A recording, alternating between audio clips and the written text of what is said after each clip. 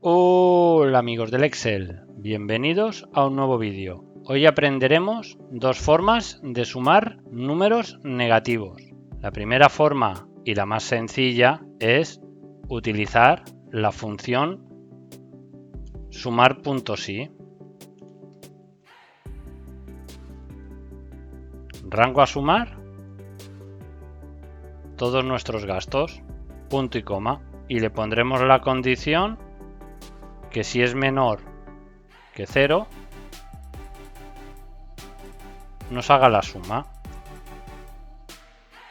y para los positivos a la inversa, igual sumar.si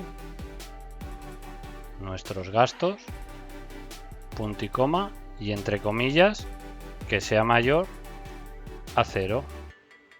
Cerramos paréntesis. De esta forma tenemos sumados los negativos por un lado y los positivos por otro.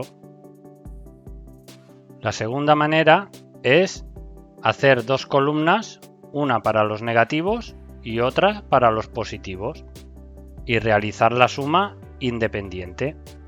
¿Cómo haríamos esto? Para ello vamos a utilizar la función si.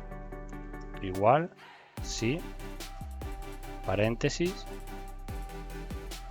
si nuestro gasto es menor o igual a 0, entonces que ponga nuestro gasto. De lo contrario, que nos ponga un guión. Cerramos paréntesis, enter, y ahora arrastramos. Para los positivos a la inversa, vamos a copiar la fórmula y es tan sencillo como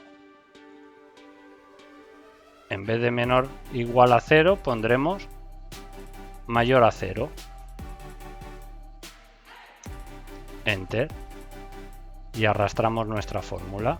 Ahora tenemos una columna con los importes negativos y una columna con los importes positivos.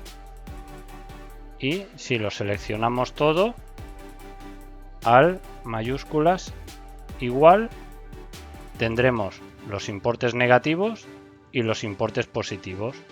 Estas son las dos formas más utilizadas. Dependiendo de lo que tengamos que realizar, nos interesará utilizar una manera o en columnas separadas. Bueno, espero se hayan resuelto tus dudas.